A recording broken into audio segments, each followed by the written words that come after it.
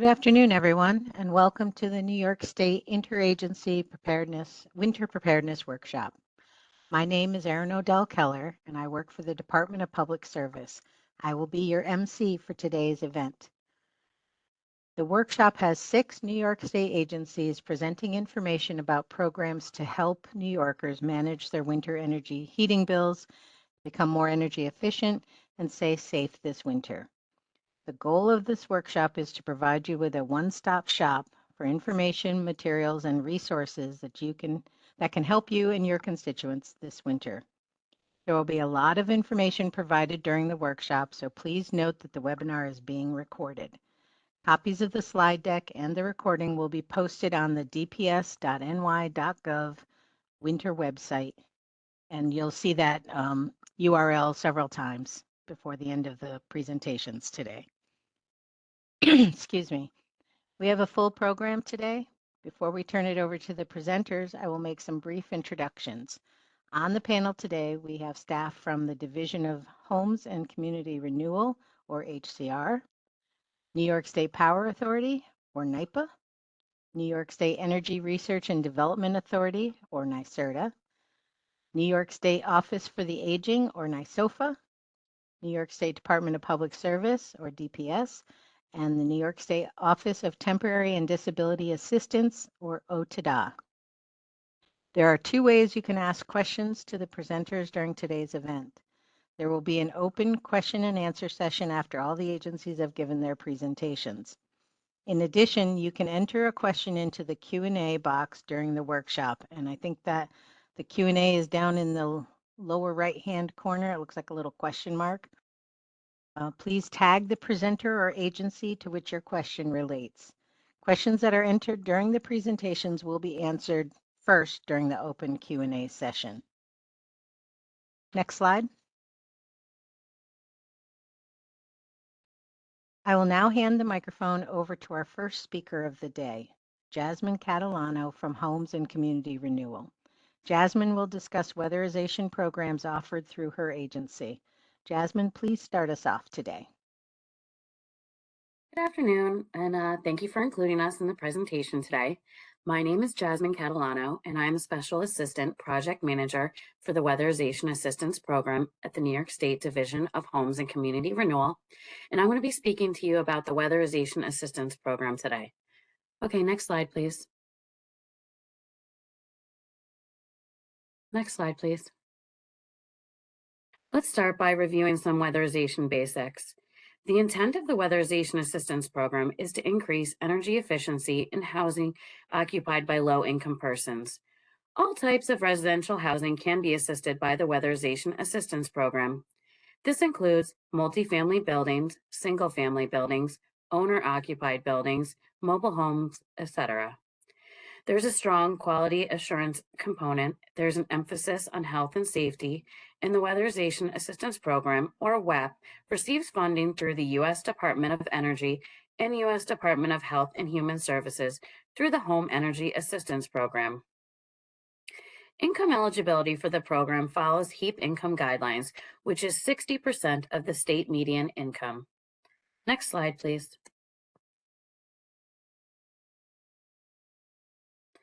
Our weatherization funding.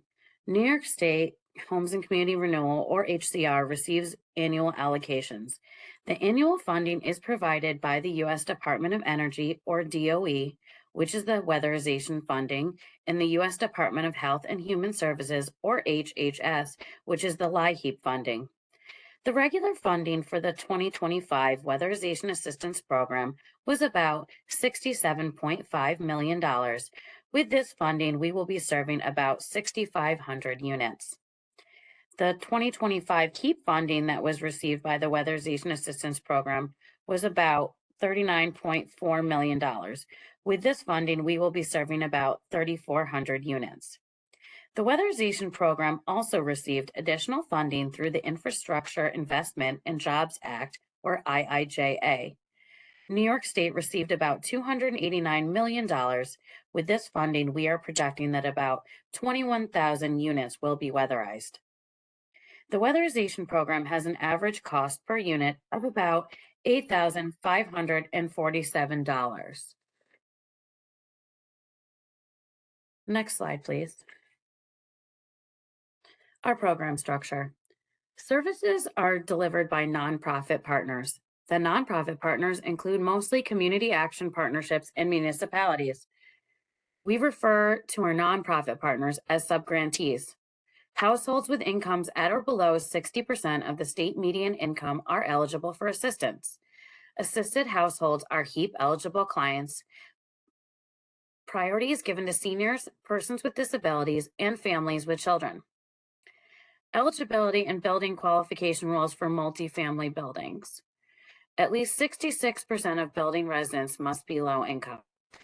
For multifamily buildings, there is an owner participation component, and owners are generally asked to provide an owner investment of about 25% of the cost of the weatherization work scope. There are tenant protections built into the program when multifamily buildings are weatherized. More information about the process and timing can be found in our Policy and Procedure Manual, or PPM, which can be found on our website at hcr.ny.gov/weatherization. Next slide, please.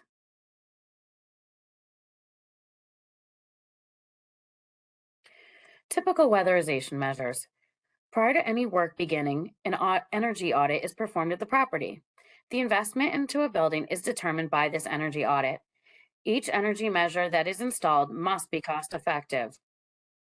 Some typical measures that may be included in a weatherization work scope are addressing the heating system, air sealing, insulation of attic or sidewalls, electric baseload reduction, which could include more energy efficient lighting, health and safety work, which could include the installation of carbon monoxide detectors or smoke alarms, and incidental repairs. Next slide, please.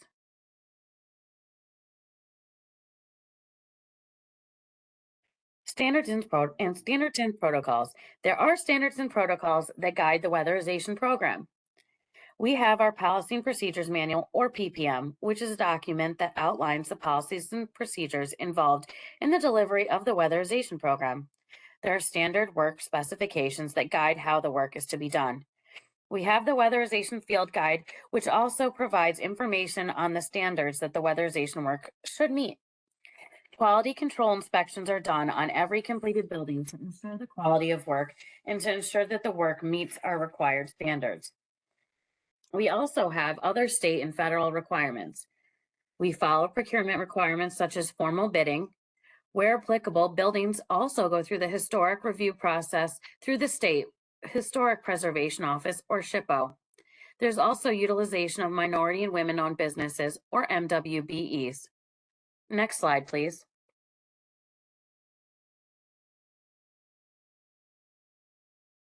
Renewables and other innovative measures. The program has received additional sources of funding recently. We received $2.5 million through the Weatherization Readiness Fund, or WRF. The WRF can be used by subgrantees to address building repairs that prevent eligible WAP buildings from being weatherized. The funds are used to keep projects from being deferred or to work to take them off of deferral lists and make them active projects. WRF projects have an additional emphasis on health and safety measures, and the average cost per unit for WRF projects is approximately $20,000. Next slide, please. Maintaining the whole house approach.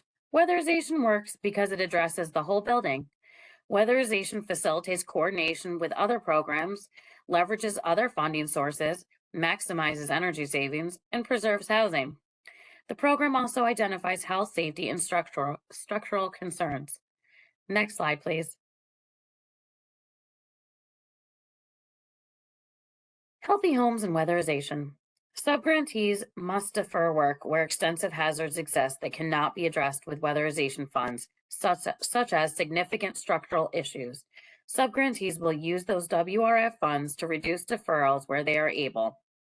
Trained WAP staff work lead safe to minimize risks during the installation of energy efficiency measures. Trained weatherization staff identify and, where possible, correct mold, moisture, and other asthma triggers. Indoor air quality issues such as carbon monoxide are also addressed, and indoor air quality testing is done before, during, and after the work. Next slide, please. Non-energy benefits. There are also non-energy benefits that are related to the weatherization program. Weatherization provides substantial non-energy benefits.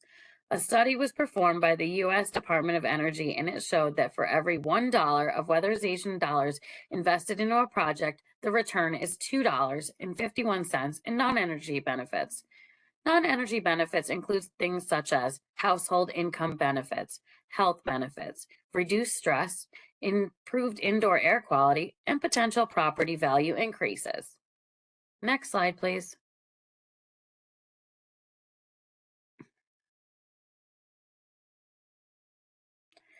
Increased accountability and work quality. Our policy and procedures manual is updated regularly to incorporate new regulations, policies, and guidance. There are initiatives that ensure the quality of the program. We require the use of quality work plans and that the weatherization work meets the published standard work specifications. Those working on weatherization projects must complete ongoing trainings and maintain their certifications. There is oversight and monitoring of the program on an ongoing basis. There's an annual evaluation process, and we have ongoing compliance monitoring of the program. The weatherization program incorporates innovative technologies such as full energy audits, blower door tests, and gas sniffers.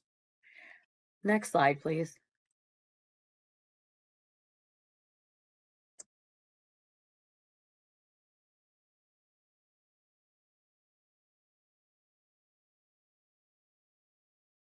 Next slide, please. This is our contact information. If you have any questions or would like more information about the Weatherization Assistance Program or how to apply, you can email us at the weatherization email address, weatherization@hcr.ny.gov, or call us at 518-474-5700. You can also contact me directly, and my contact info is listed as well. Thank you so much for the opportunity to speak to you all today. And now I'm going to turn it back over to Erin.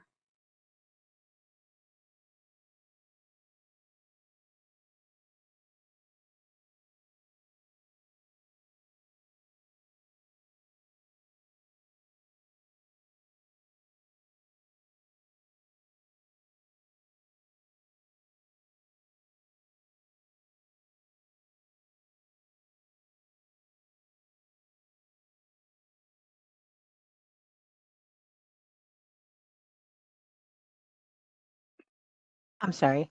I was muted. I apologize. Thank you, Jasmine. Next up, we have a presentation from Amy Liang from the New York Power Authority.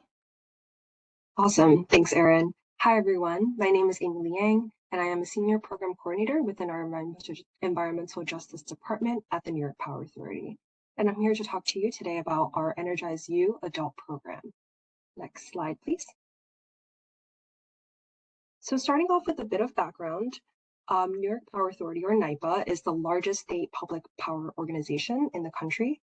We generate and transmit electricity all across the state, and more than 80% of the electricity we produce comes from clean, renewable hydropower. And our mission is to lead the transition to a carbon-free, economically vibrant New York through customer partnerships, innovative energy solutions, and the responsible supply of affordable, clean, and reliable electricity. Within our Environmental Justice Department, we host a program called the Energize You Adult Program. It is free and designed to teach and engage participants through 90-minute workshops to introduce key energy concepts and technologies. We have 3 program modules, with our main one focusing on electricity basics and energy efficiency. And we are also in the process of developing our clean energy technology and zero emissions vehicles modules as well. Next slide, please.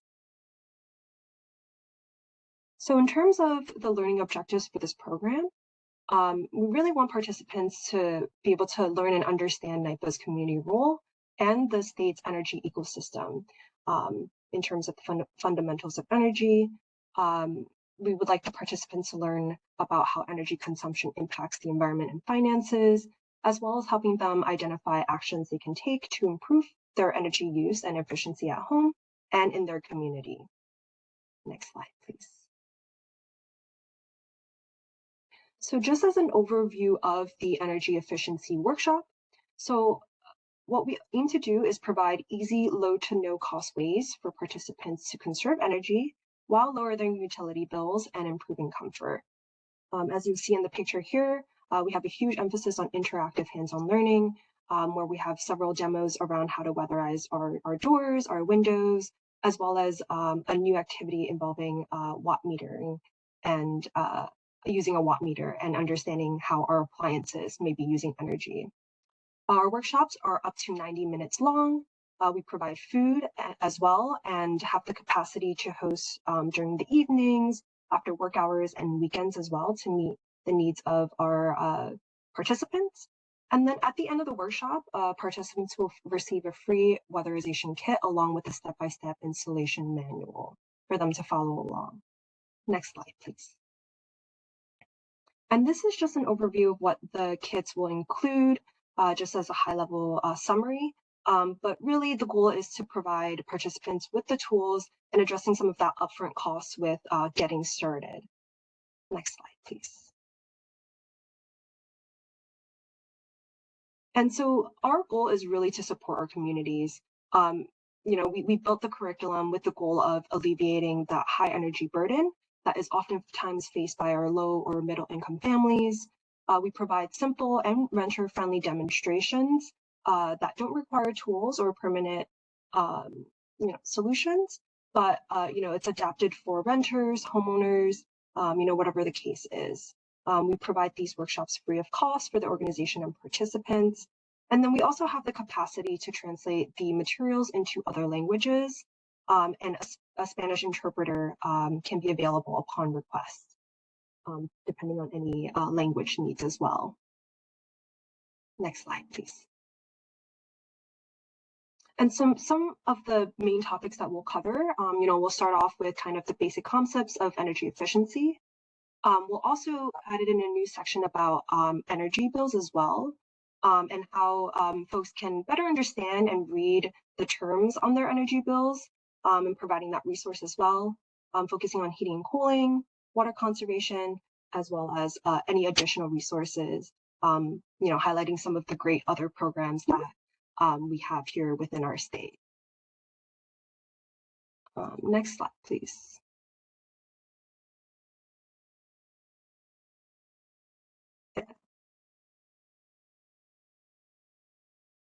And so this is a list of some of the partners that we've worked with to host these workshops, focusing heavily on our community groups, so community centers, working with municipalities, public libraries, senior centers, community-based organizations, refugee and immigrant or new American centers, houses of worship, as well as housing authorities. Now I know on the slides here, we added in that section about housing authorities where residents pay their own utilities, but we do have an added section here about added section to our curriculum where it is focused on comfort, and so it can be adapted for situations or groups where residents do not pay their own utility and refocus to focus on comfort. Next slide, please. So to host a workshop with us, all we ask is that you provide support in coordinating. We'll provide the support with logistics. We'll help distribute information to stakeholders, and then we'll ask for your support in terms of collecting event registrations and providing support as needed during the event. On the right is our contact information, so feel free to reach out to us via our email, our phone number, or check out more information on our website as well. Thank you. And with that, I'll pass it back to Erin. Thank you, Amy. I'm unmuting this time so people can hear me. Next up, we have Uthman Aziz from New York State Energy Research and Development Authority to discuss the Empower Plus program. Uthman will be followed by his colleague, Lori Clark, who will discuss the agency's regional clean energy hubs.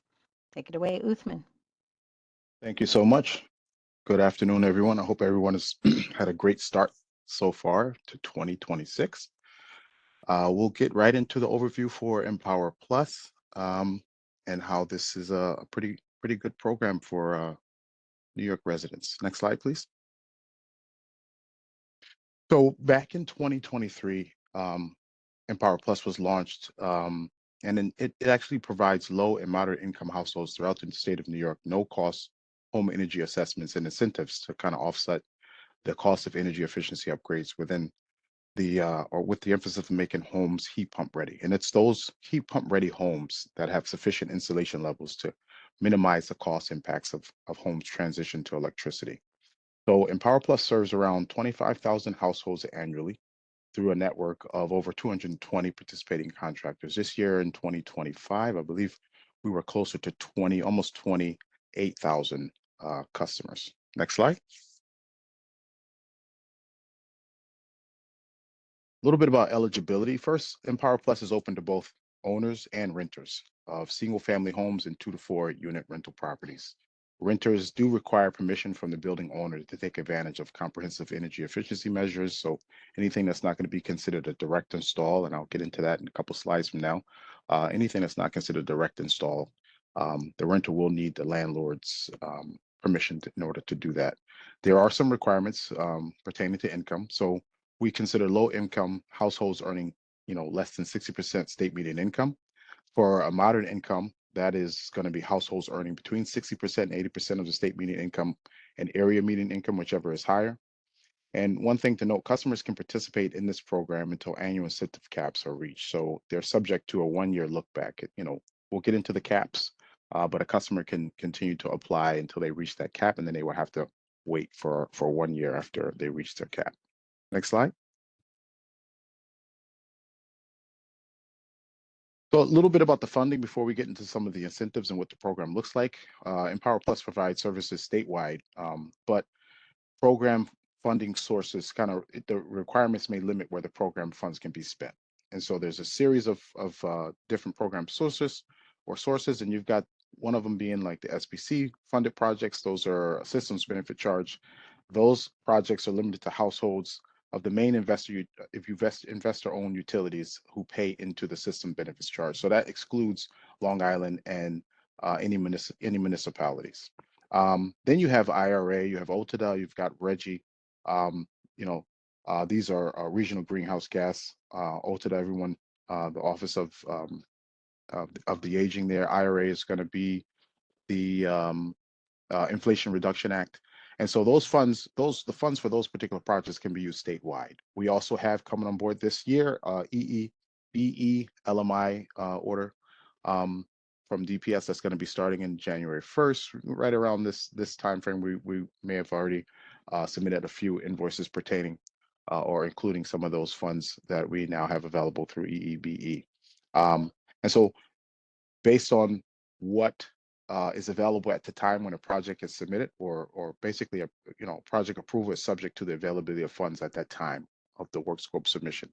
And so a customer could get, it could be IRA, it could be RGGI funds, or it could be EEBE. And we try to make sure that anything that is submitted, a customer is going to get the max. Next slide. A little overview of the program. The program provides the following at no cost for both low and moderate income households up to the caps, and we'll get to what those caps look like. So it provides a home energy assessment.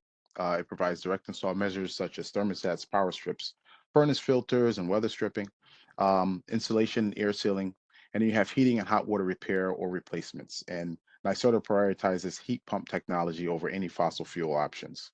One thing to note here, project eligibility for quality assurance inspection is up to 1 year following the completion of the work.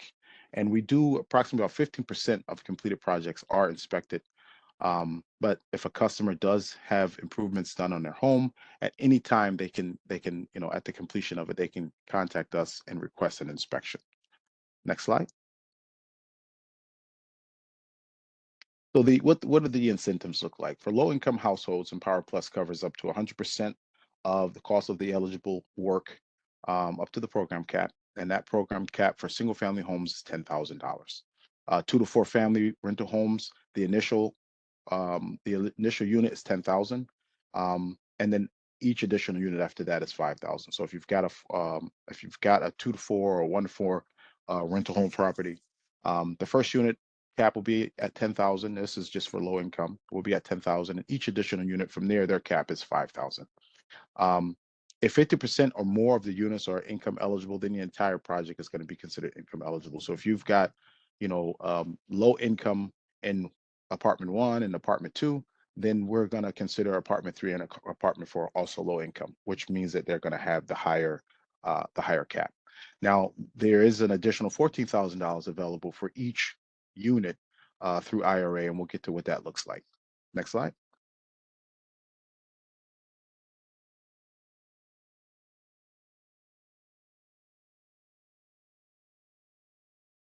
I believe the next slide is going to be moderate. Yeah, so we're going to talk about moderate income households, and the same thing. Discounts up to 100% of the cost of eligible work, up to the program cap. So for moderate tier, that is going to be $5,000. The cap would be $5,000. Same thing applies here, where you have 2 to 4 unit home, 1 to 4 property. The initial unit is going to be 5,000, and then it'll be 2,500 will become the cap for the other additional units. And same thing applies if 50% of the units are going to be, considered moderate income. We'll apply that to the rest of the building as well. Uniquely here as well, additional $14,000 are eligible for each one of these units through the IRA. And then for moderate income households, we do have low interest financing available for low and moderate income households, for both. And those rates range from 4 to 4.5%. And so if there's any work that needs to be done that is outside of the cap, we do have an option for that customer for financing. And then this is the type of financing. This is the type of loan that kind of gets paid through your utility bill. It's pretty convenient for the customer. Next slide. So let's talk a little bit about that exciting $14,000. What NYSERDA does, we'll combine the home electrification and appliance rebate program, the HERE funding, and with the current Empower Plus funding, and we'll make that into a single offering. After the project is complete, the customer will receive a letter telling them the exact amount of HERE funding they received. So you see over on the left side, you see the caps for low income and moderate income, the 10,000 and the 5,000. And then you see in the middle slide there, you see the additional 14,000. This is associated with the IRA, the Inflation Reduction Act funds.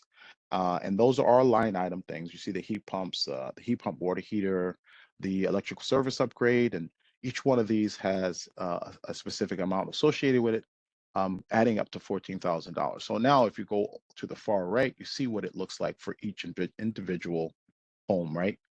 For a low income or tier 1, you got that initial 10,000 for a unit, and then you add the 14,000, you're looking at $24,000.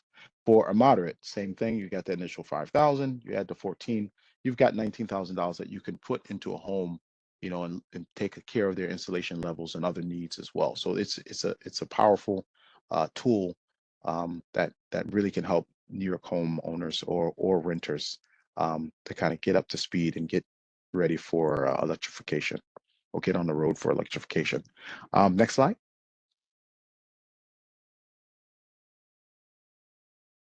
So NYSERDA routinely, this particular slide is how do we get referrals? How we get referrals for this particular program? We routinely receive referrals from agencies like OTDA.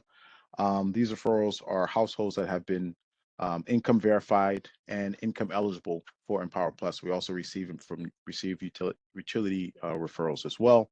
And so these referrals are maintained in a database, and every month households are mailed an Empower Plus application. The application package provided to those households, they also have a referral code inside, and that referral code can be entered online or on the paper application. And applications with this particular referral code are not required to provide additional income documentation. So utilities will send us referrals of income eligible customers. OTDA will send us referrals of income eligible customers. Another way we get referrals as well, and this is a huge piece for Empower Plus. We have the hubs, or our clean energy, our regional clean energy hubs. And these are, we consider them our boots on the ground. So these are made up of a series of nonprofits, and Lori will get into this. but they also do outreach and help customers kind of navigate and get on the road for electrification as well. Next slide. And so the application process is very easy. A customer can apply online or with a paper application. Paper application, we have it in several, I want to say over 20 some odd languages. And the online application is very simple as well. You can create an account on the My Energy, and you know, it'll save your account. And it's a very simple process. So following the application or the approval of the application, the program contractor will schedule a visit to a person's home. They'll do the no-cost energy assessment.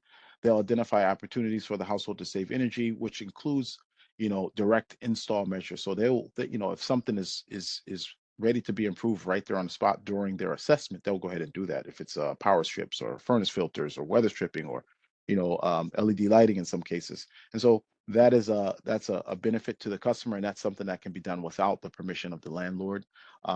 Once the energy assessment is done, you know, that's when you get into, okay, this particular home needs this amount of insulation, or, you know, this done in the attic, and that's where you kind of get the landlord involved in that.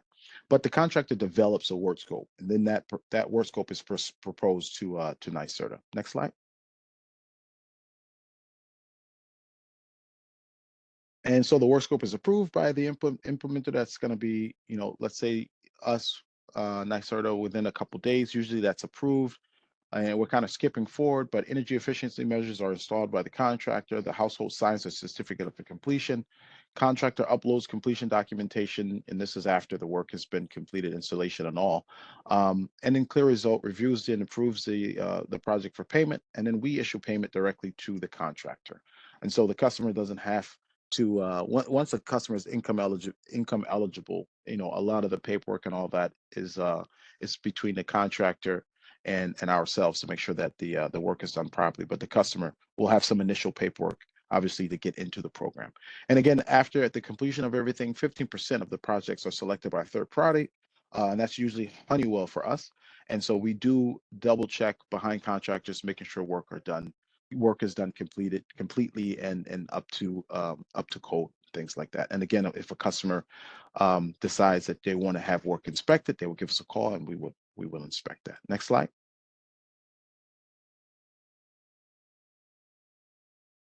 A few helpful links here. The website for Empower Plus, income guidelines, which is something that you want to keep on top of. Sometimes the guidelines change every couple of years. Application, you know, and again, the application can be printed out in several languages. We have program manual, so you can get familiar with the program, what exactly is involved, or the standards that contractors are held to, and a little bit about our clean energy hubs. And then any questions, you can call that 800, or I'm sorry, the 866 number there. And I think that's my last slide. I'm going to turn it over to my colleague, Lori, who's going to tell you about the regional clean energy hubs, the work that they do, the fantastic work they do, and how they help promote these programs as well. Lori, next slide. Thanks, Hilton. It's my pleasure to be here today. My name is Lori Clark. I'm a project manager in NYSERDA's Energy and Climate Equity team, co-managing the Regional Clean Energy Hub Initiative and co-managing NYSERDA's Disadvantaged Communities Consultant Pool. The achievement of the energy, environmental, and climate justice objectives. I think I'm getting some feedback. Thank you. Achievement of the energy, environmental, and climate justice objectives of the Climate Act will require all communities to be actively engaged in the clean energy transition, including residents and communities that have traditionally faced barriers to participating in or otherwise benefiting from New York's emerging clean energy economy. To help New Yorkers access and navigate these opportunities, NYSERDA created the Regional Clean Energy Hubs. Next slide. Funding for this effort is up to $61 million over a 4-year period, with the potential to include additional funding to address community opportunities and needs. The hub shared goal is to learn and improve together over time to support the growth of successful hubs across the state, which require a mindset of creativity, candor, and persistence, as well as shared responsibility for the implementation of collaboratively designed solutions. We are in the fourth year of the program, which launched in September of 2022. Next slide. Hubs are a team of trusted, knowledgeable, community-based organizations in and from the region they serve. The hubs have experience with clean energy, energy efficiency, workforce and economic development, education, health, and housing. Each hub is made up of multiple organizations. For example, the Mohawk Valley Hub's primary organization is Cornell Cooperative Extension of Oneida. CCE Oneida subcontracts with CCE Herkimer and CCE Schoharie Otsego.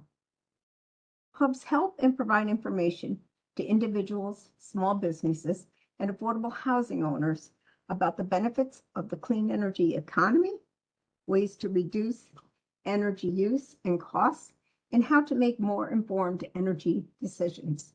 Next slide. The Hub's initiative success is measured by these goals. Each goal is associated to reportable program indicators, such as the number of participants engaged at workshops and outreach events, applications submitted, installations or projects completed. Hubs are required to host a public forum in program year 4 to present the program successes and gather feedback on program improvements. The tracking of the number of residents, contractors, and small businesses referred to clean energy workforce development opportunities, as well as the number of new partnerships the hubs engage. Next slide. Hubs will connect community members to clean energy and related programs through outreach efforts such as tabling and presenting at forums. Hubs will advance solutions to address local barriers in accessing clean energy programs and otherwise engaging in the clean energy economy by proposing community campaigns. An example is the Southern Tier was approved for a solar subscription campaign targeting renters and homeowners. The campaign partners with the Lansing High School Sustainability Club. The youth club will work with the energy advisors to be educated on climate change and ways to reduce carbon emissions. The youth group will be compensated on the number of households who enroll in a community solar project. Each hub hosts at least 2 energy literacy workshops in each county per program year. Each participant receives a free do-it-yourself energy measure kit. Participants can enroll into a clean energy program at the workshop, and the curriculum has been translated into Spanish, French, and Arabic. Hubs continue to partner with local organizations within their region from across the clean energy, social services, housing, and economic development sectors to provide a holistic, multidisciplinary approach to meeting the energy and climate justice needs of disadvantaged communities. Next slide. Hubs assist customers in filling out an application for a free home energy assessment or financing, and braids other sources of funding when an energy efficiency project may be deferred for health and safety or structural issues. Hubs conduct stakeholder engagement and elevate the needs and priorities of disadvantaged communities in the development of NYSERDA and other clean energy initiatives. They advance diversity in the clean energy workforce by connecting residents and small businesses with resources and training opportunities that can lead to jobs, and advance solutions to address local barriers in accessing clean energy programs through local project support pilots. Next slide, please. Over the past 3.5 years, the Hub have collectively reported the following. The referrals are comprised of NYSERDA and non-NYSERDA programs. Hubs hosted outreach efforts are primarily held in disadvantaged communities However, hubs are asked to participate in numerous events across the region. The people engaged represent the number of people the staff have interacted with at events, not the total event participation. Hubs are always seeking additional partnerships with local organizations to expand their outreach into the communities. Next slide. The regional hub contracts are Jess Ortiz, who manages the 3 New York City and Long Island hub, Nicole Crisimano, she manages the Southern Tier in Western New York, and myself, I manage the Capital, Central, Finger Lakes, Mid-Hudson, Mohawk Valley, and North Country. Thank you, and I'll hand the mic back to Erin. Thank you, Uthman and Lori. Before we move on to the next speaker, I have 2 quick reminders. First, we will be taking questions after all the agencies have made their presentations. However, you can type your question in the webinar's Q&A feature at any time. We will capture the question and address it after the final speaker. Please remember to tag the agency or presenter that you would like to address your question. Second, today's workshop is being recorded. We will provide more details about accessing the recording and the slides after the Q&A session. Let's keep moving with Rose Golden from the New York State Office for the Aging. Rose will discuss services for older New Yorkers and their caregivers. Rose? Good afternoon. Thank you very much. We are thrilled to be here today as a participant on the call. Next slide, please. Okay. So we really work hard to tell people what the characteristics of older adults are. They are a population that is directly affected by weather at a much higher incident rate than other populations age-wise. But the population is growing. They're living longer, healthier lives, and their numbers are growing. It's highly heterogeneous. Sometimes people talk about older adults as a very large group. They are very different in their functional levels, their financial levels, and there's disparities that exist along the dimensions of income, gender, race, ethnicity, and education. We, older adults, hold a disproportionately large share of our country's wealth. Older adults are often thought of as a group of people who are a burden or are very costly for communities, but it is actually the opposite. So we work really hard to show what older adults bring to their community through their spending, their economic productivity, and the contributions they make, taking care of grandchildren, being consultants, and caregiving. Next slide, please. Okay, so here's some more statistics that we use just to fight ageism, just to really educate people and to really keep our own minds on who are the people that we serve. So you can see here 892,000 individuals in New York are over 55, and they contribute 474 million hours of community service. When you hear about volunteers, that can often be an older adult in multiple programs, and that's an economic value of $13.2 billion. And again, this is us saying your older adults in New York are an important resource. And many of our older adults do qualify for many of the programs on this call. You can see some more stats of 80% of the New York State retirement system payouts stay right here in New York. And here are some of the other things that you can see. They contribute 43%, that's people over 50, of the GDP. They support 5.9 million jobs.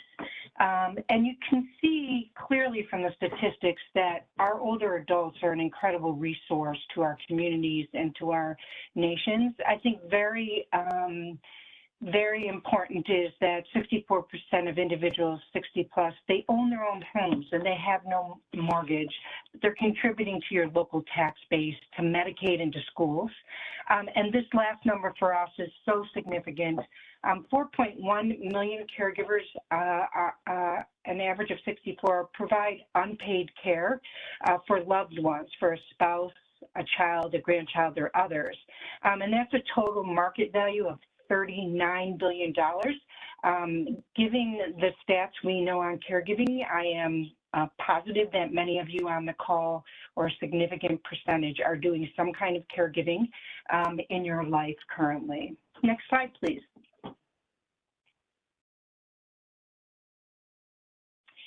So what is true is that older adults are more likely to have certain chronic medical conditions that make it harder for them to stay warm, and that's where these programs you're hearing about are so significant and meaningful for our population. And really what we are is we're the connection to older adults in the community through the network of aging providers that we have. So some of these chronic conditions are diabetes, which can prevent the blood from flowing normally to provide warmth. A thyroid problem, which can affect the body's ability to maintain a certain normal body temperature. And Parkinson's disease and arthritis can make it challenging to put on more clothes, to use a blanket, or get out of the cold. So there's some also increased risk of falls. You might have a chronic condition and still be extremely high functioning, but you are more susceptible to being able to stay warm. Also, certain medications can reduce the blood flow to extremities. And we really encourage, when we're working with older adults, to check with their physicians and to think about these items when we are working with them in any situation. Next slide, please.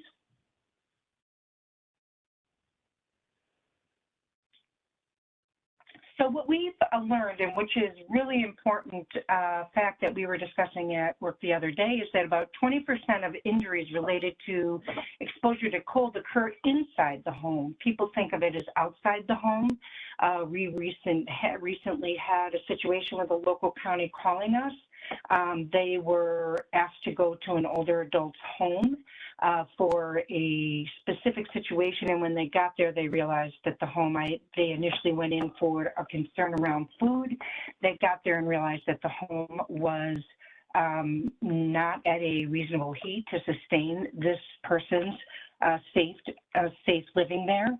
The benefit we have and where we can support other people is our relationship with older adults that is occurring every day. And in this situation, and this was a home in New York State, the county office for aging went back again, was able to convince the older adult to go to the hospital where she was treated for frostbite. So really, it's not that an older adult or anybody is outside of the home when it happens, it's inside the home. And I think that's what we've all been talking about today, is how to improve those conditions. You can see here some other, effects or risks with hypothermia and health risks. But I'm going to have us move on to the next slide.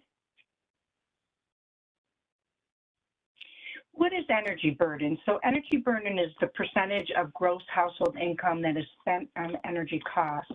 And households with the highest energy burden include older adults, low-income individuals, persons with disabilities, Native Americans, racial and ethnic minorities, renters and residents of multifamily units, and other disadvantaged communities. And you can see, again, that where this ties directly to all of the services that are being provided by our partner agencies on this call. But older adults are very much somebody affected by the energy burden. Next slide, please.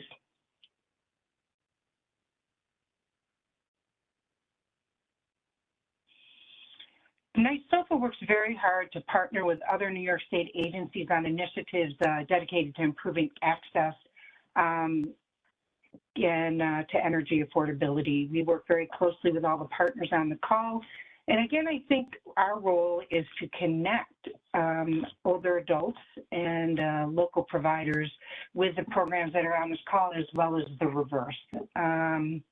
And we provide outreach information and assistance to older adults. We have a program called New York Connects, which is very similar to the hubs that NYSERDA was talking about. And then it's a one-place entry into all services. And we certainly promote all the different home energy and assistance programs through that, as well as through other programs we have. NYSOPA participates in the following groups, and if I were to list all of them, they are a lot of different committees, but also work with groups on this call. We have done a lot of work in extreme heat, emergency management, access, and functional needs.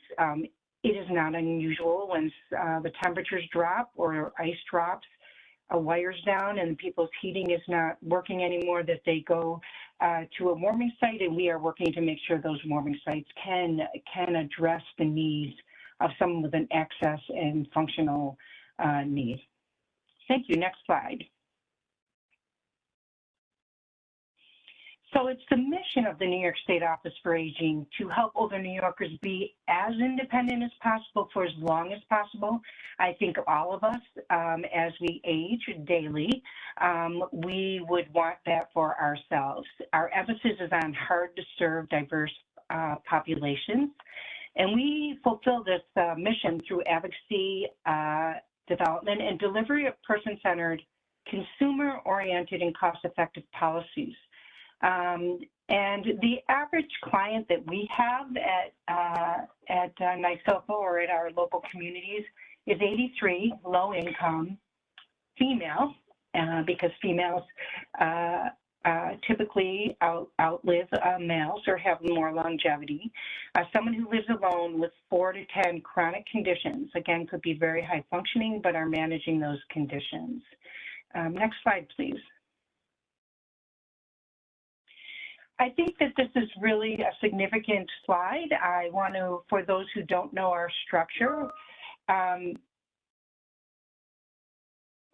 you have 59 area agencies on aging, and so every county in New York State has a local office for aging, often run through local government. There are 4 not-for-profits in 2 Indian nations.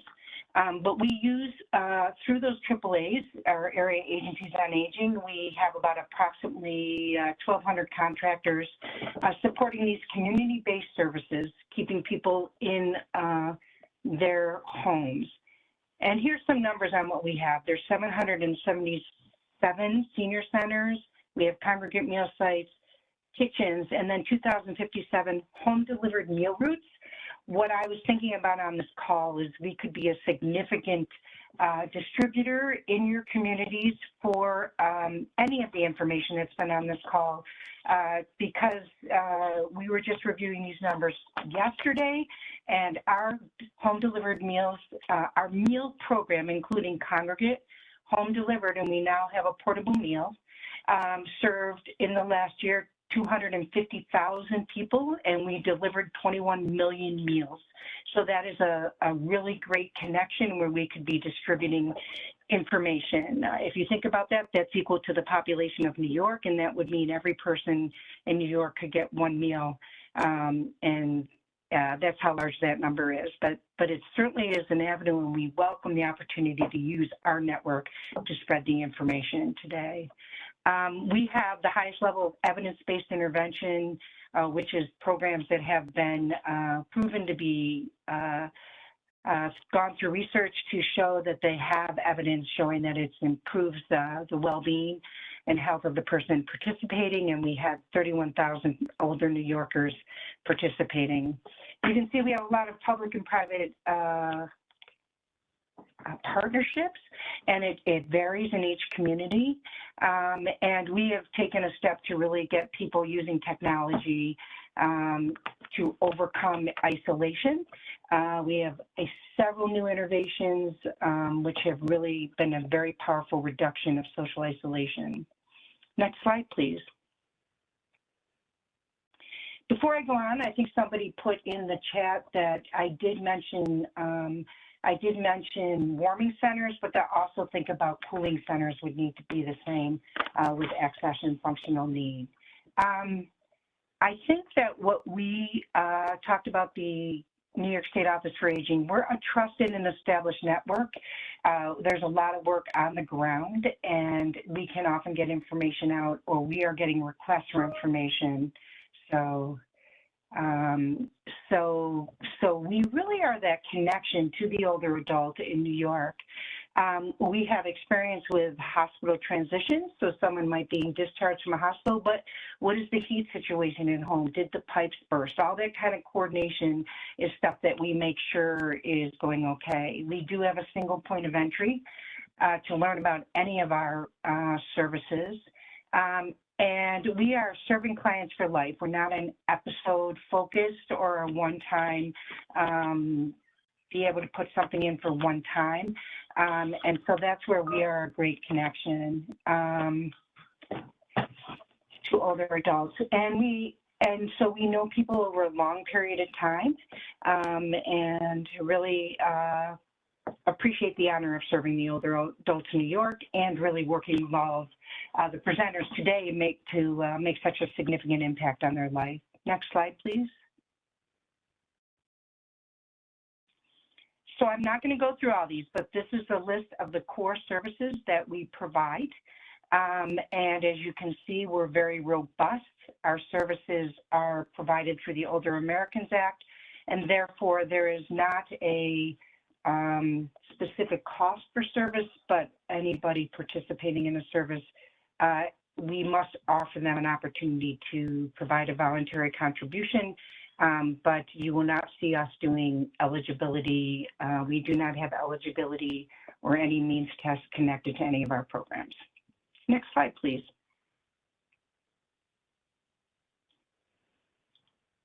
So here is our partners, and many of you are on the call again today. We appreciate all of your work out there, and we know that we take what we learn here, and then we move that information out to older adults and to the directors of our offices for aging.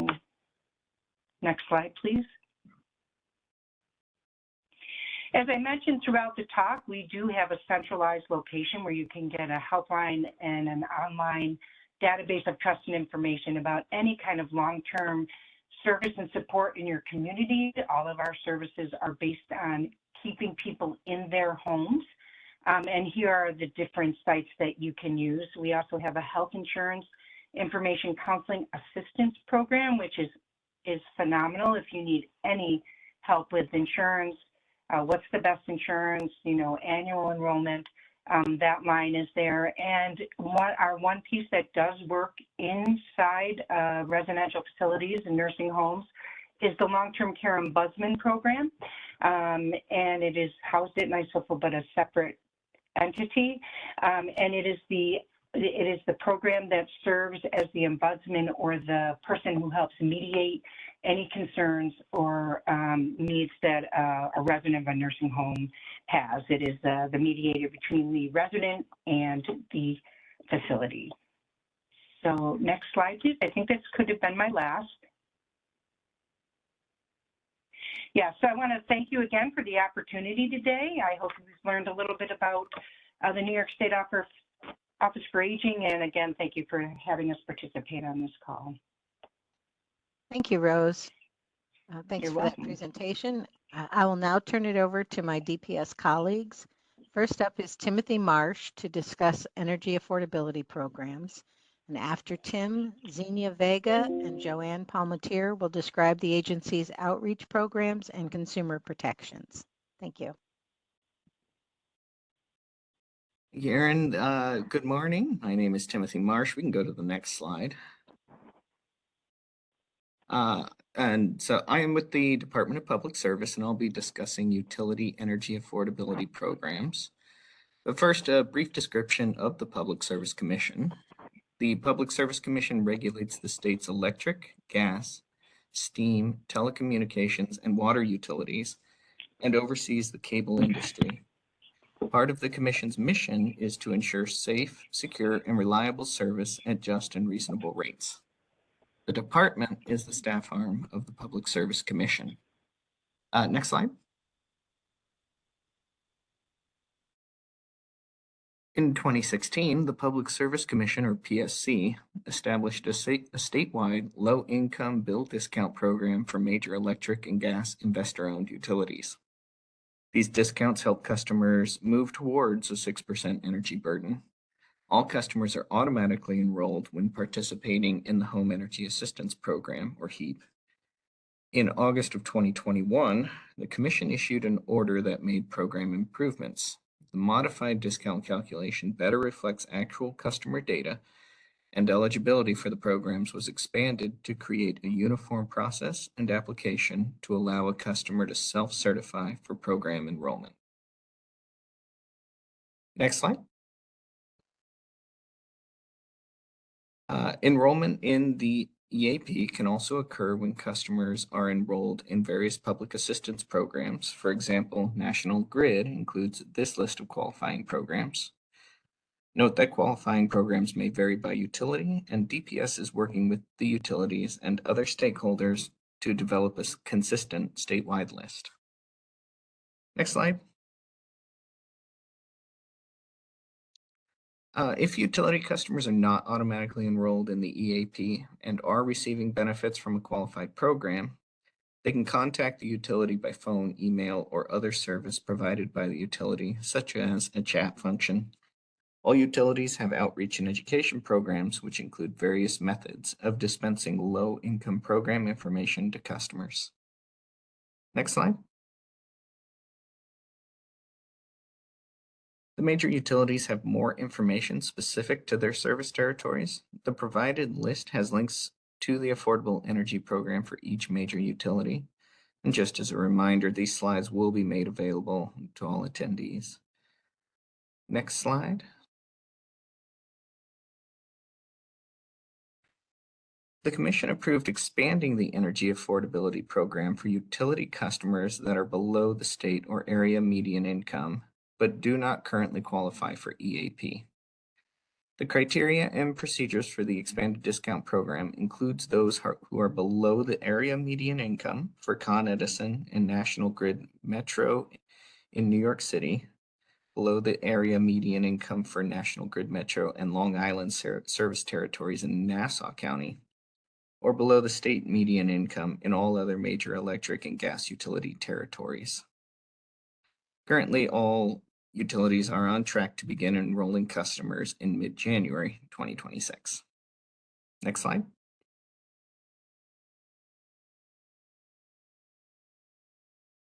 In the Governor's 2023 State of the State address, the Energy Affordability Guarantee was established. Guarantee is intended to mitigate energy burden impacts that occur when low-income households fully electrify, such as through heat pumps for space and water heating. Through NYSERDA's Empower Plus program, spoken of earlier, the guarantee is to be provided for the useful life of the equipment and will be administered as a pilot program to inform future policy, strategy, and other programming to support electrification in the low-income market segment. The Public Service Commission approved the pilot program on August 15, 2024. And in November of 2024, staff for DPS filed an implementation plan outlining a path to the successful launch of the program, which was in December 2025. Applications will be accepted until January 2nd, 2027, or when the target enrollment level of 1,000 households is reached, whichever comes sooner. For more information about the Energy Affordability Guarantee pilot, please visit dps.ny.gov/EAG. I will now pass the mic and the next slide to Xenia Vega. Thank you, Tim.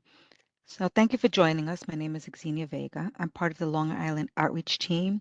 The LIPA Reform Act established a Long Island branch of the DPS to provide a regulatory oversight and review of electric service operations and customer service practices on Long Island.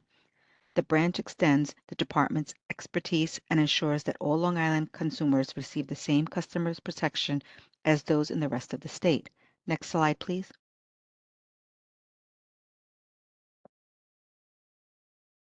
DPS-LI monitors and reviews the Long Island Power Authority, or LIPA, and its service provider, PSE&G Long Island.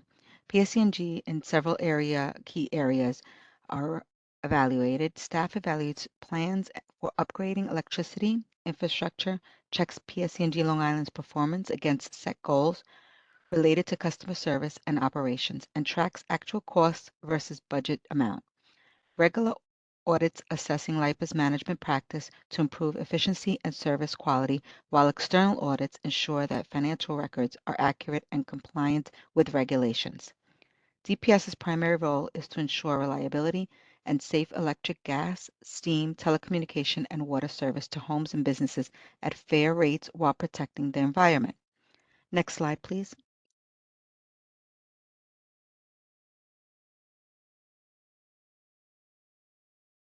So the Long Island Outreach Team focuses on education, engagement, and access for Long Island communities. We connect residents, seniors, and small businesses with energy assistance programs, consumer protections, and utility resources through event presentations and partnerships. We help Long Islanders make informed decisions about their energy and utility services. If you would like to request a speaker or an exhibitor, you can contact us at our consumer outreach email address, which is consumer.outreach@dps.ny.gov. We can also be contacted directly via our phone numbers and emails. Now I'll pass over the slides to my counterpart, Joanne. Joanne, thank you. Thank you so much, Xenia. Good afternoon, everyone. My name is Joanne Palmatier, and I am with the department's Outreach and Education section of the Office of Consumer Services. DPS's Winter Outreach Education campaign will use a variety of tools to reach utility customers, including event exhibits and presentations, partnerships with service organizations and local governments, and platforms such social media channels and the department's website. As mentioned previously, the purpose of this workshop is to provide a one-stop shopping forum for information, materials, and resources that can help you and your constituents during the winter season. Similarly, at our department's website, we have a dedicated page for winter preparedness, which can be reached by using the short URL listed on this slide. The page has a lot of information you heard during this workshop, including ways to manage winter bills, financial assistance programs, consumer protections, and energy efficiency tips.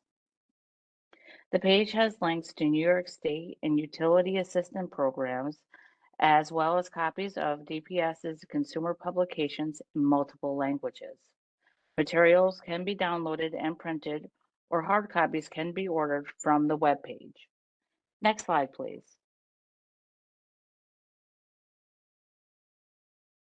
Thank you. Department staff distributes consumer information through our grassroots outreach program, including exhibits and public events such as senior expos, health fairs, and home shows. We also work collaboratively with our partner New York State agencies to host winter preparedness one-stop shopping events. Our winter effort began in November 2025 with a similar virtual workshop. Today's workshop targets elected officials and community leaders so that you can share the program information with those who need it. To reach consumers with hands-on assistance about available resources, this multi-agency partnership is taking our one-stop shopping events on the road to share winter preparedness information with New Yorkers in person. These energy fairs provide consumers an opportunity to discuss available programs, including eligibility and enrollment. Dates on our winter webpage. Please check back periodically for any new dates and locations. DPS Outreach is available for presentations about our agency and winter management information. If you have any meeting or event that your organization or community would like us to exhibit at or give presentations to, please contact us at consumer.outreach@dps.ny.gov. Next slide, please.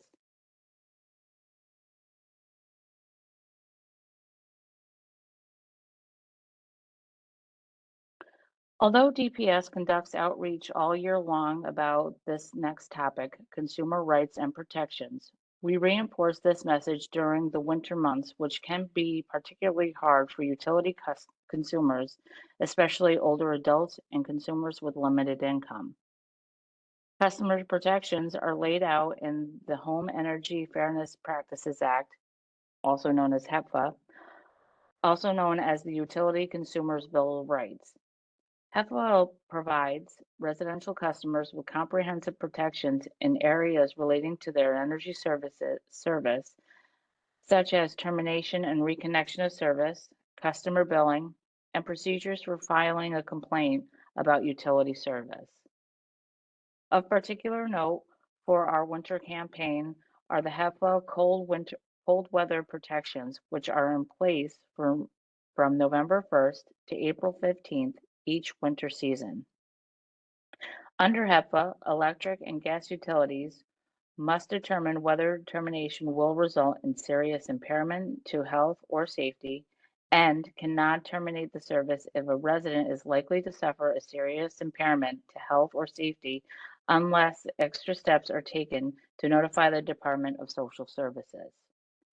In addition to HEPA cold weather rules, New York's electric utilities have established practices and procedures for halting terminations due to non-payment during extreme cold temperature events.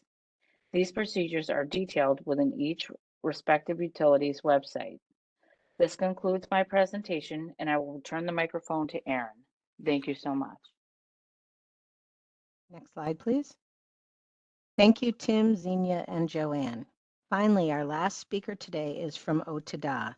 Anna Vitolins is here to discuss the Home Energy Assistance Program, also known as HEAP. Anna, the floor is yours. Thank you, Erin, and thanks for having us here. It's great to be here with all of our attendees and panelists who I know every single name on this list from working with them, so this is great. Next slide.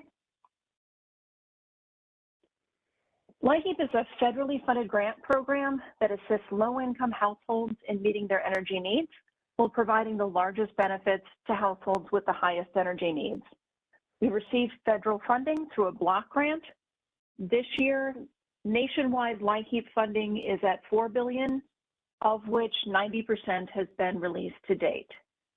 And that happens every year where they say how much is for the year, and then they release 90%, and the remaining 10% will be released in the spring.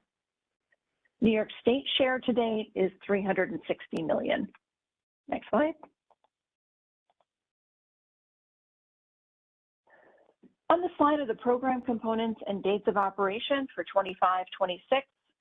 Availability for these benefits and program dates are dependent on the actual amount of funding New York State receives. Regular HEAP opened on December 1st. With the government shutdown, this was a month later than we usually open. And emergency opened on January 2nd, so just a couple days ago. And then heating equipment repair and replacement opened on December 11th. That program this year is running a little bit differently than in previous years and is available to homeowners over 60 or over. At least one household member needs to be 60 or over to be able to apply for heating assistance repair and replacement. And then finally, cooling will open on April 15th. So regular and emergency are scheduled to close on April 7th of this year. For cooling and for heating equipment repair and replacement, those dates for closing are to be determined because as funding runs out is when we will close those programs. Clean and Tune will not operate this year. And again, all of these program dates are subject to changes based on demand and availability of that federal funding. Next slide. So you don't have to write all these down. You don't have to get your magnifying glass out to determine where your household size and the tier that you would be eligible for is. These are available at the OTDA website. But it is important to know that we determine income eligibility based on household size and monthly income. A household's income could place them either in Tier 1 or Tier 2. Incomes in Tier 1 would get an additional add-on, as those are households below 150% poverty level. The income guidelines, again, are here and also on OTDA's website. That's otda.ny.gov. And New York State elects to set income guidelines at the maximum allowable levels under federal statute. These income guidelines have increased slightly from last year. In addition to income, we have some general requirements for all HEAP benefits. These include citizenship requirements. The applicant must be a New York State resident and file in the county in where they reside. They must pay a vendor directly for heating costs or pay rent that includes heating costs. And the household must provide valid Social Security numbers for all household members that have a Social Security number.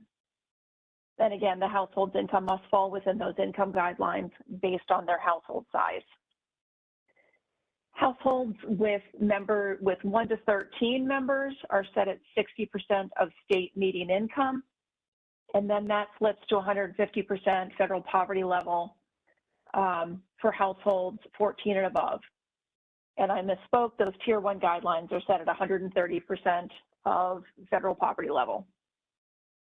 Next slide.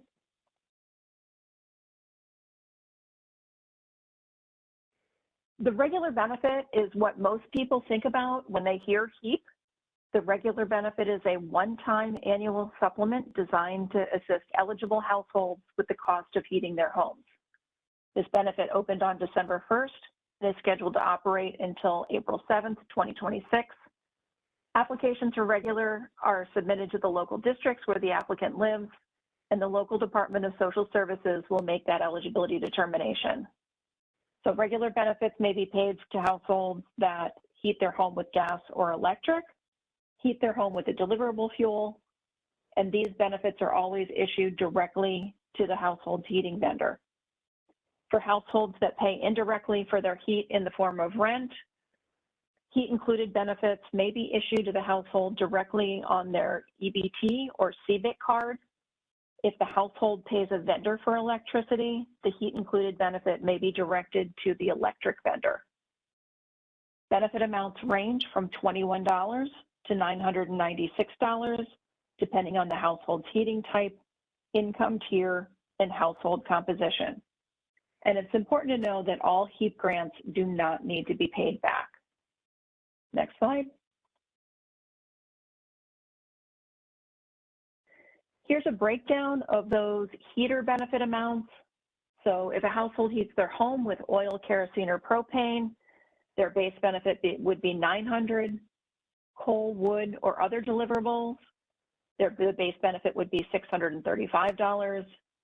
And if the household heats with natural gas or electric, that would be $400. Households with an income within Tier 1 receive an additional $61. And households with a vulnerable member, those are households with a child under the age of 6, an adult age 60 or older, or a disabled individual, and those households would receive an additional $35. And that's an additional $35 per household, not per vulnerable member. These benefits have not changed since last year, and one or both of those add-ons can be added on to that base benefit. Next slide. Regular heat included benefit amounts. So those are that's $50 for households with income in Tier 1 or $45 for households with income in Tier 2. There's also a $21 heat and eat benefit for households in subsidized housing, group homes, and congregate care facilities. There are no add-ons for heat included benefits or heat and eat benefits.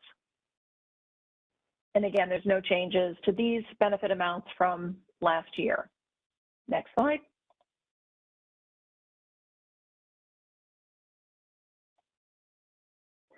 How to apply for HEAP. Eligible applicants may receive one regular heat benefit per program year, and you may apply in 3 different ways.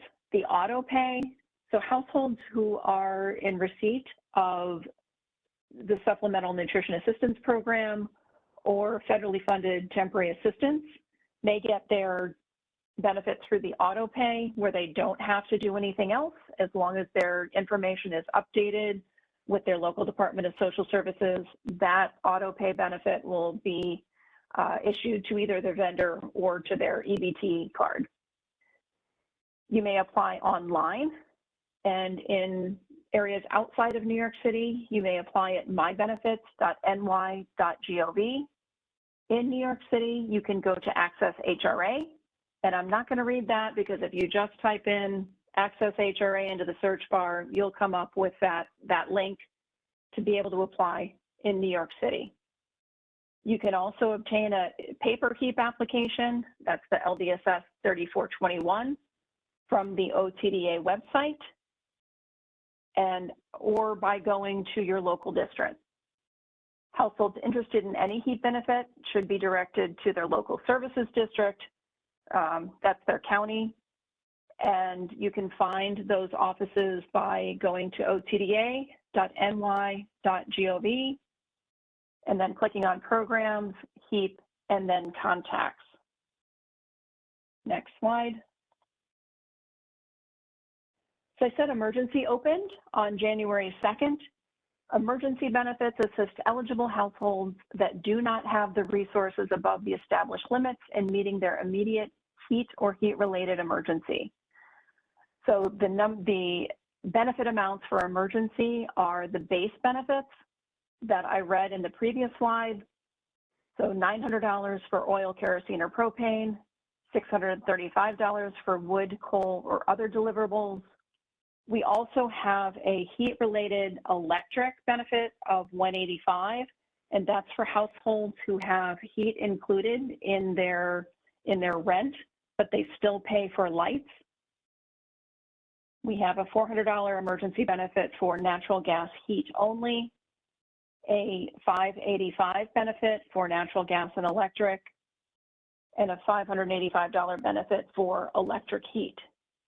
In addition to the heating benefits or the electric benefits, we also have temporary relocation. So if the local district has determined that it's not safe for that household to stay in their house until they can either get a delivery or their heat gets turned back on, they can be relocated to a hotel or some other means. And that is up to $500 per program year. We also have a propane installation or tank deposit, and that's if a household heats with propane and the vendor pulls the tank and they need to get a new vendor and a new tank. We can provide up to $500 per program year for the installation of a new tank. So to apply for emergency benefit, again, contact your local district. Most emergency applications can be taken over the phone, so simply go to the district or use the number at that OTDA website with the contacts and get in touch with your HEAP program in your local district, and you can apply for emergency benefits right over the phone if you've received a regular benefit. Next slide.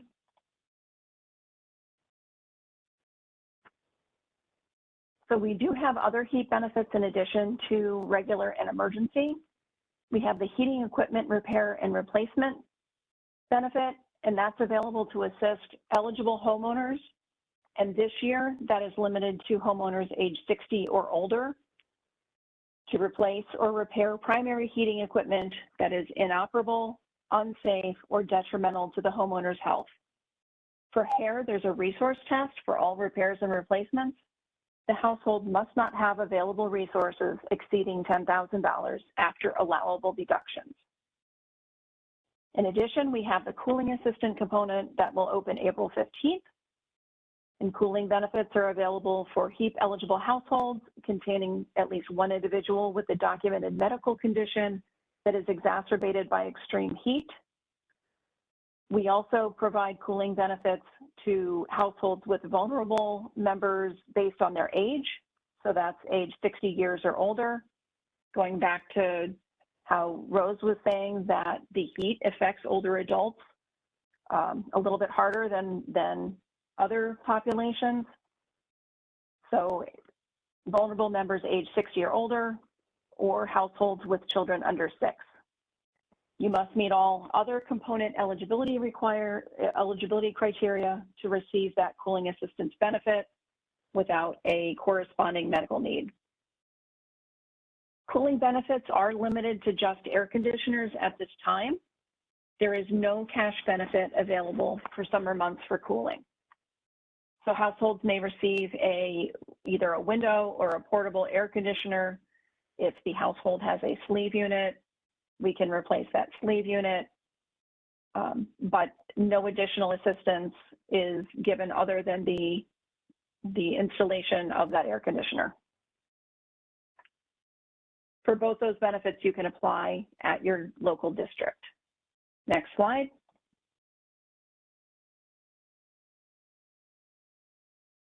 Up on the screen is contact information for OTDA. So that's the State Heat Bureau. We oversee the heat programs in all 57 counties. So if you call that telephone number, 518-473-0332, you'll get our office and we can answer questions on a policy level, on a state level. If you're having difficulty getting in contact with your local office, we can take information and pass that along to the districts as well. But in order to get any county-specific information about your particular case, you should really be reaching out to the local district where you live. And that's all I have for the HEAT program for 25-26, and I'm going to pass it back to Erin. Thank you. Thank you, Anna. That concludes the presentation portion of today's workshop. And I know we're running a little long right now, but I hope you guys can stick with us for some of the questions that we've received through the questions mailbox. So I'm going to now move on to those questions. And once we address those, we'll open up the floor for additional questions. All right, so the first two questions we received are directed at Jasmine Catalano at HCR. So the first question is, I was told that HEAP funding was for WAP was cut for 2026 or the next fiscal year sometime this year. Sorry. This I heard would change the landlord contribution. Can you speak more on that? Sure. So at this time, no decisions have been made regarding changes to the policy. So at this time, nothing is changing for next year. Thanks. Thank you. And then the second question for you, when can NYSERDA hubs and other partner agencies learn when WRF funds are available for specific counties to serve with their local WAP? Sure. So we're currently in the process of executing our formula WAP contracts. And once those contracts are executed, the subgrantees will have access to the WRF funds and that information will become available. Thank you. The next question is for NYSERDA, for Uthman. My understanding is if 50% or more of a building is moderate income, but one unit is low income, for example, 3 units with 2 moderate and 1 low, the low income household will still get the $10,000 regardless, $10,000 and regardless, and then the moderate income households would get $2,500 each. Is that correct? Yes, that's correct. In short, we will always try to do what's best for the customer. So in that example, you've got 50% or more of the building is considered moderate, but you do have a customer there who's low income. We would never have a low income customer count as moderate. And so they will still get their benefit, that $10,000 cap, and then the moderate income will get the moderate income levels. So that's a correct example there. Thank you. Next question for NYSOFA. Rose, have you identified warming sites and cooling in summer that cover evenings and nights? I feel like it's easy to find daytime, but harder later in the day. Any options for folks, especially elderly with pets? Many are single with furry companions. Yeah, so I reached out to our disaster response person. I did see that. So from what I can see, cooling and heating sites tend to be during the day. And so they do not see that as, like an evacuation where you are leaving the pet for an extended period of time. The other side is if a Red Cross is opening a shelter, they must have accommodations for animals. But if, for example, a cooling or a shelter is opened by a municipality, then they have a discretion in what they can do with that. But it's a very good question because we know two things. Older adults, I can't speak to other populations, will not leave their home for fear of their pipes bursting, and they will absolutely not leave a furry friend for a long period of time. They will stay with the animal. So again, the Red Cross has shelters that are 24-hour. If we had a situation where people had to leave their homes, I hope that answers some of the question. Okay, thank you. I'm happy to get more information if we need it. Thank you. This next question was not directed to anybody in particular, so I'm going to read it and then let our panelists decide who answers. I am a New York Connects advisor. If a low-income caller is seeking help with weatherization and possible energy upgrades, can you please review how to help them select between WAP and Empower Plus? Or should they be referred to both, as one or both may have a waiting list? Hi, Erin. It's Jasmine. I can speak to this a little bit. I mean, I always advise folks when they call in or when someone speaks to them to apply for both programs because you can be approved and get services from both programs. And sometimes we do different services in either, both of them. So I always advise people to reach out to NYSERDA if they've reached out to WAP so that you can get the most benefits for your property. Thank you. I'm going to circle back to what Rose, Rose was just talking about. We did have a request for the Red Cross list, so we will send out the slides and this recording. So, Rose, if you want to provide that list, we can either put it on our DPS website page, the winter page, or we can include it in that information that goes on that page, or send it out to the people who attended this webinar. So we'll get that out to you guys. Absolutely. I'll work with our contact at Red Cross because I'm pretty sure the list is posted different places, and we'll get that to you. And the other thing I would offer people is that whenever there's a situation where, particularly if a shelter's opening, the other place to go is the county website, because although there's set places, counties often open or close different sites depending on what's happening in that specific area. Thank you. So you're coming, yes. Thank you. We'll get information to you. Okay. Our next question is for DPS, Tim Marsh. Tim, for the expanded EAP discount program, expanding eligibility, can you speak more on this? Sure. So folks will be able to sign up for the program through their respective utilities via phone, web, other methodologies. But the eligibility is for people who are under the AMI for New York City residents in the grid companies or Con Edison, or under SMI for all other utilities. You'll be placed in a tier following a review by those utilities clearinghouses after filing for or after putting in the application to enroll in the discount program. Afterwards, just like the EAP, a monthly discount will be applied to the account, depending on level of need based on the criteria of under 60% of AMI or SMI, 60 to 80% AMI, SMI, or from there 80% up to but not meeting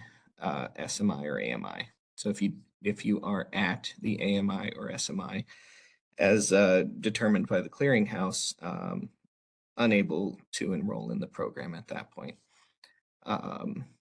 Any other questions? Happy to answer on those when we get to our open Q&A. Thank you, Tim. Our Oh. remaining questions are for Otada, for Anna. The first question, how does it work with adults with mixed citizenship? For example, a husband is a citizen, wife is applying for green card or does not have one. In that case, we would count the income of everyone in the household, but only citizens would be in the household count. So if you've got a husband citizen and a wife non-citizen, and they're both working, you'd take the income of both people, but it would be a household of one. This may change. Given what is happening at the federal level, we do have to follow federal rules, which have been changing with immigration policy. And I'll stop there. But that's how it would work as of today. Income is they can both apply. Income of everyone in the household is counted. Only the citizens, U.S. citizens, would count in the household count. Thank you, Anna. I'm going to circle back to Tim for a second because we had a follow-up question. So can we use income instead of program letter like SNAP or etc.?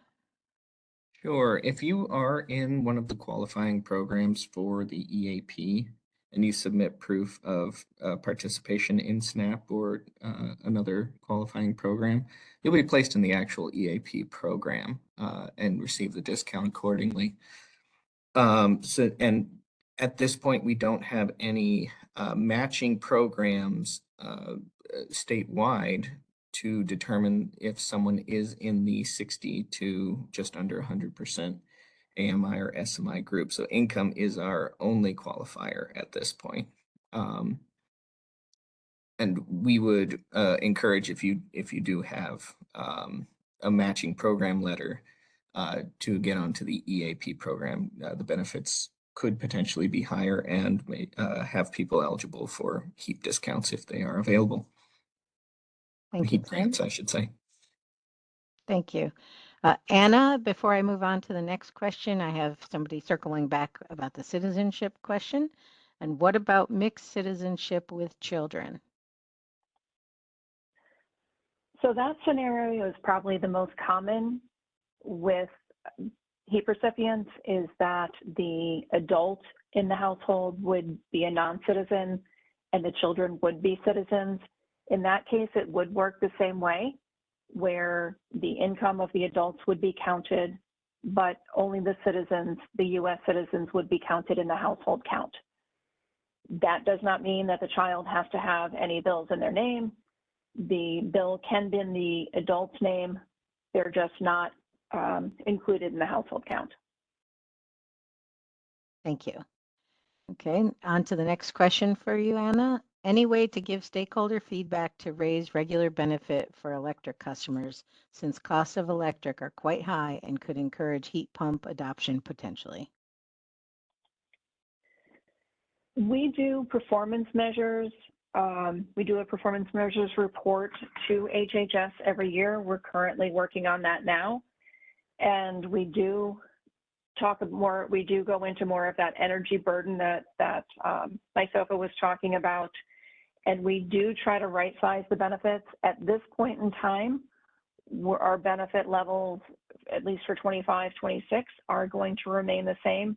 We're going through a transition period based on just funding.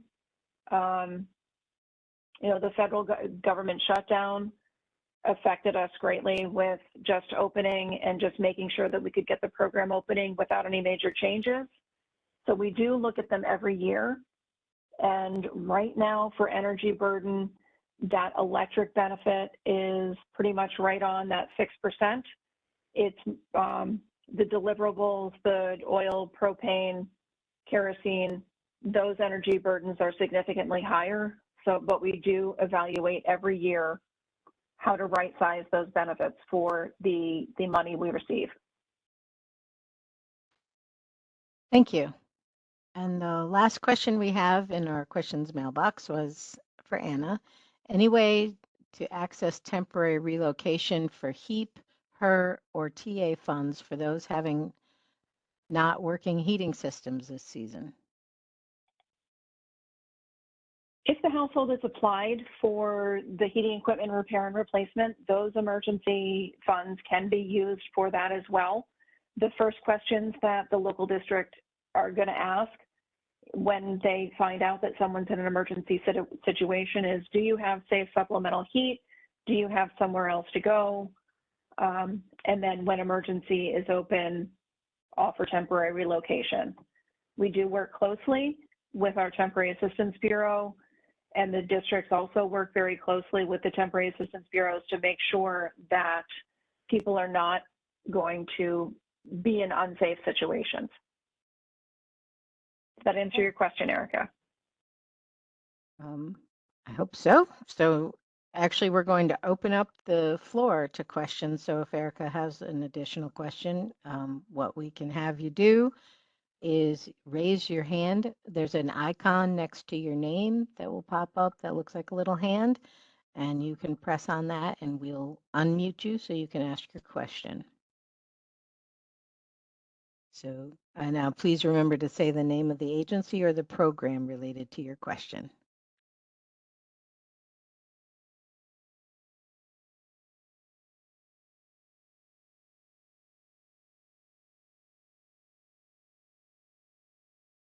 Okay, I'll ask again. Oops, looks like something might have come in writing. Oh, they're not seeing the raised hand. All right, since you're not seeing it, and Erica, I'm just going to unmute you so you can ask your question. Erica, Everyone for your time on this. Can you hear me okay? Yep. Awesome. Tim, I'm sorry, just for conciseness, there's a population of elderly folks who will not go for any kind of government programs for support. So just getting confirmation on your explanation.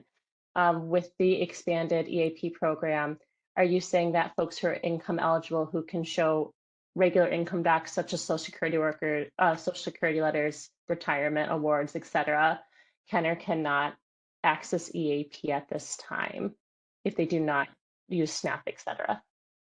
It will be able to access the expanded EAP. Let's say that the hypothetical is a household that's under 60% and would ordinarily qualify for the EAP. At this point, if they do sign up for the expanded EAP, they will receive the same benefit as a tier 1 or the lowest benefit customer in the EAP. And that's active currently? That is not currently active. It is on track to begin mid-January, so very soon. Awesome. There is a clearinghouse process that they will go through. It does involve it's the same process that goes through when the utilities are verifying customers' ability to pay for various systems such as deferred payment agreements and other income-driven clearinghouse needs. Great. And then Anna, I'm sorry, so you're saying once emergency heap has recently opened, and so that means that the temporary location funds potentially could be used for that program, but potentially also for those approved for hair. Is that correct? Correct. Okay. Can that be extended to the ad hoc TA program that's providing funding for those without heat that was created this season due to the delay with hair? Any TA specific questions would need to go to temporary assistance. Sure. I can answer HEAP questions. I just can't answer the PA questions. If you have a contact, you could do with the follow-up for that. That'd be awesome. Much obliged. Thank you for all your help today. Will do. Thank you. I think if you look along the bottom of the screen where there's there should be a little hand icon that you can click there if you're not seeing it next to your name. So with that, I will ask if there's any additional questions. And if not, you can, or if you are having difficulty finding the raise hand option, you can follow Erica's example and type it into the Q&A and we will unmute you. So I'll just leave the floor open for a few more minutes just to see if there's anybody else who has a question.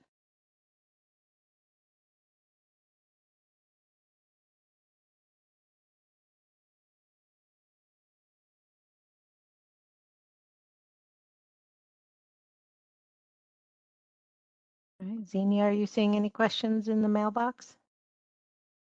No, I'm not. Okay, thank you. Maribel, would you move to the last slide, please? Okay, I would like to thank you all for attending today's webinar on behalf of our panelists, and we'd like to thank you for your time. Copies of the slides and the recording of today's workshop will be posted in a few days to the DPS website, and it's at www.dps.ny.gov/winter. And we wish you a safe and warm winter. And thank you for, oh, hold on, I see something in the mailbox. Oh, thank you. Thank you, Erica. Again, thank you all for attending and have a safe and warm winter.